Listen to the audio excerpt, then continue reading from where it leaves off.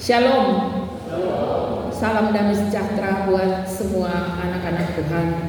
Kita memasuki minggu sengsara yang ke-6.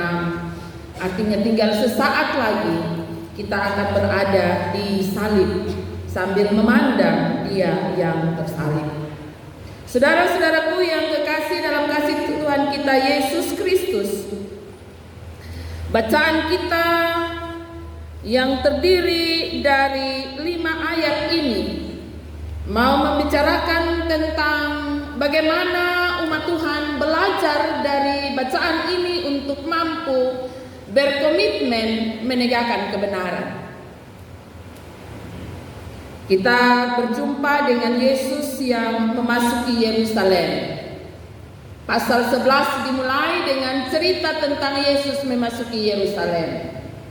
Begitu banyak orang mengeluh-elukan Dia, menyambut Dia dengan harapan bahwa Yesus akan menjadi pahlawan politik bagi kondisi mereka yang ada pada saat itu. Pasal 11 ayat 11 mengatakan bahwa sesampainya Yesus di Yerusalem, Ia masuk ke Bait Allah.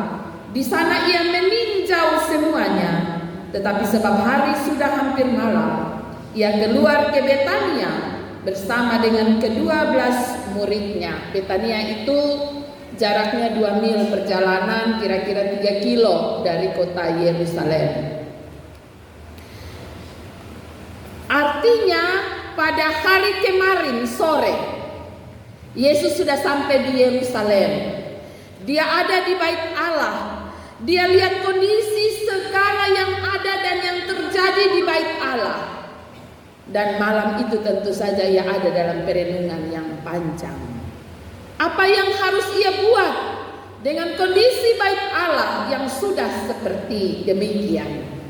Di mana Bait Allah yang adalah tempat pusat peribadahan umat Tuhan. Bait Allah adalah tempat di mana orang berjumpa dengan Tuhan secara pribadi dalam penyembahan-penyembahan mereka. Bait Allah menjadi tempat orang membawa kurban mereka untuk dibakar dan dipersembahkan kepada Tuhan.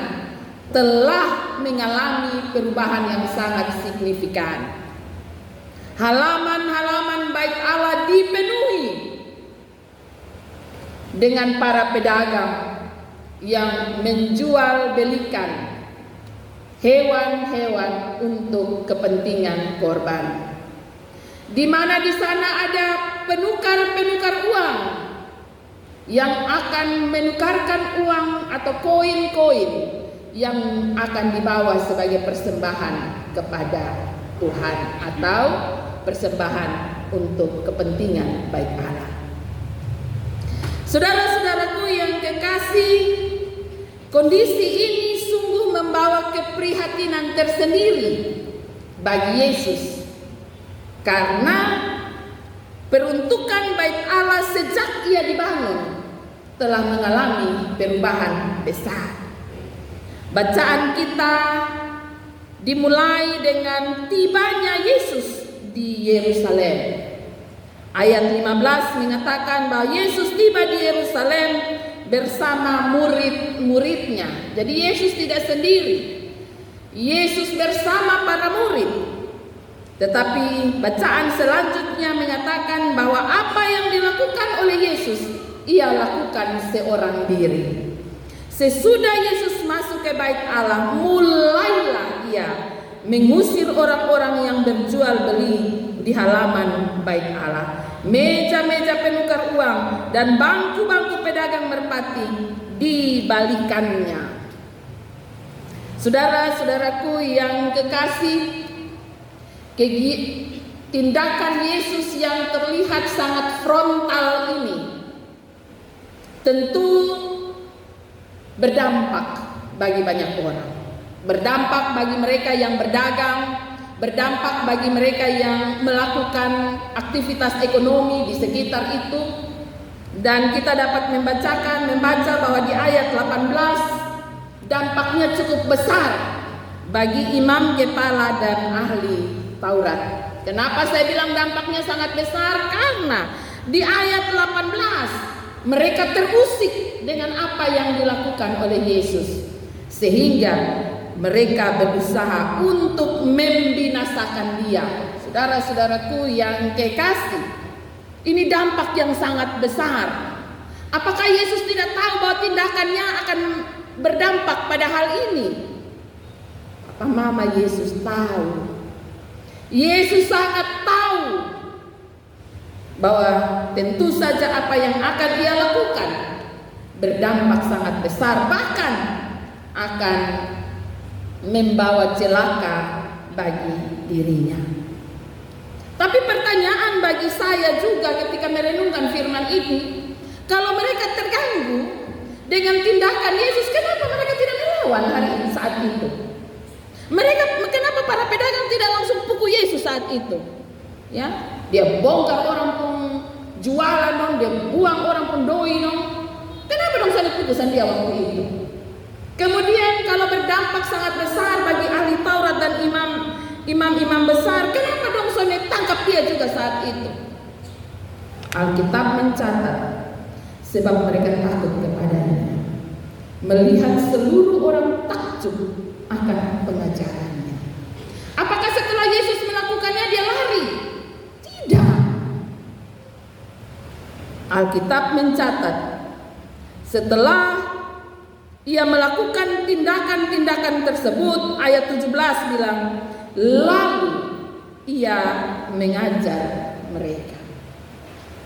Saudara-saudaraku yang kekasih, Yesus ingin mengembalikan apa yang mesti terjadi dan dilakukan orang di bait Allah. Dia kasih tahu, ya. Setelah dia membongkar itu semua meja dagangan, ayat 16 bilang dia tidak memperbolehkan orang lalu lalang bawa barang lewat halaman bait Allah. Tidak boleh. Dan ia mengembalikan fungsi bait Allah, yaitu duduk dan mengajar banyak orang. Itu sebabnya para pedagang tidak berani marah dengan dia atas tindakannya. Itu sebabnya kenapa imam-imam, kepala dan ahli Taurat tidak berani menangkap dia saat itu. Karena apa yang dilakukan oleh Yesus dengan menolak segala kegiatan-kegiatan ekonomi yang ada di bait Allah, dan apa yang dilakukan Yesus dengan duduk mengajar di situ, mestinya itulah yang dilakukan oleh imam kepala dan ahli Taurat. Itu yang mesti mereka lakukan, itu tugas mereka. Di mana para penyanyi-penyanyi di bait Allah? Di mana kaum Lewi?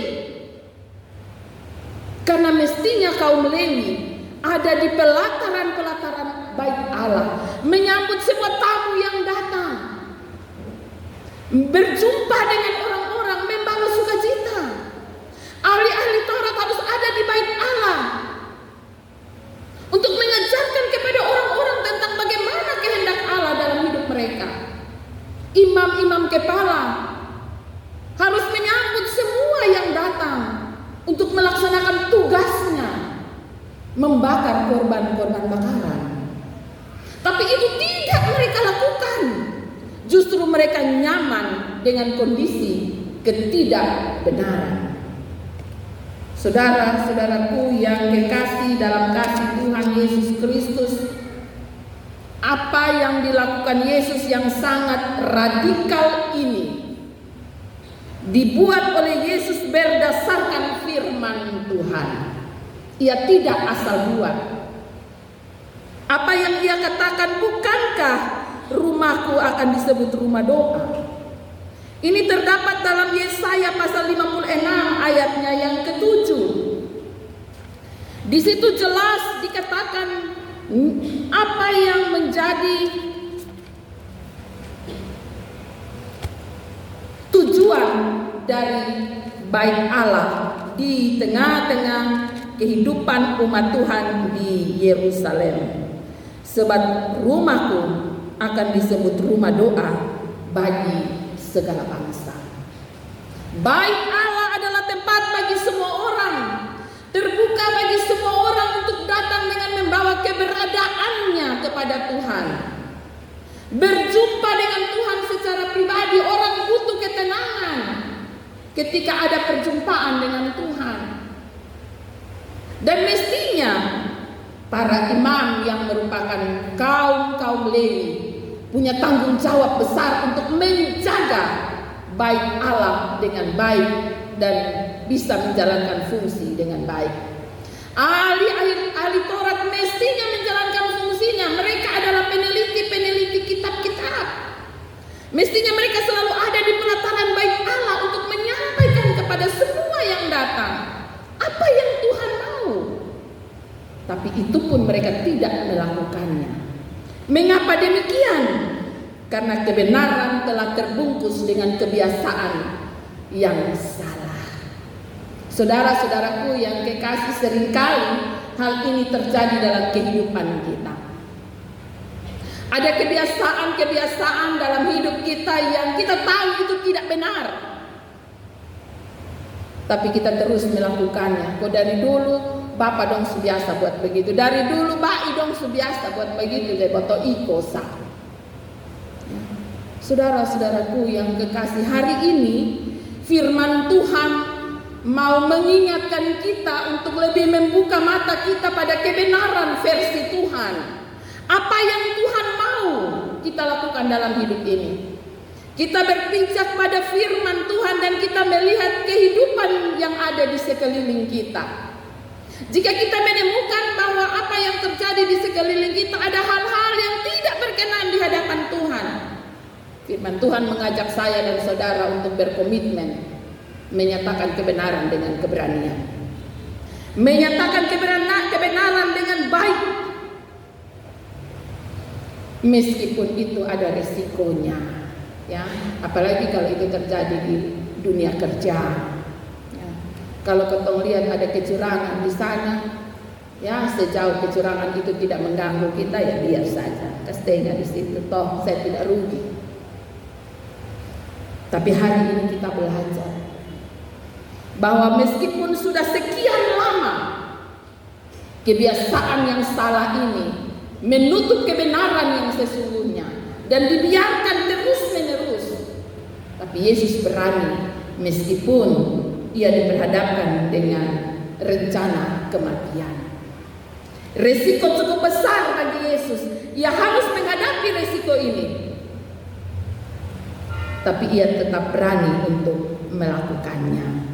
Saudara-saudaraku yang kekasih dalam kasih Tuhan kita Yesus Kristus, di ayat 18 dikatakan menjelang malam mereka keluar lagi dari kota. Diperkirakan Yesus kembali ke Betania. Yesus sedang mengajarkan kepada kita tindakan yang berhikmat. Supaya ada celaka di situ dan belum waktunya, nah jampi, ya. Yesus tahu bahwa ia akan mati di Yerusalem, tapi belum waktunya baginya. Karena itu ia menghindar dari celaka yang ada. Saudara-saudaraku yang kekasih dalam kasih Tuhan kita Yesus Kristus, bait Allah adalah rumah doa. Tindakan Yesus adalah tindakan kebenaran dan ia berani melakukannya seorang diri. Kita menemukan di sini dia bikin sendiri. Murid yang lain di mana? Banyak orang takut untuk melakukan kebenaran.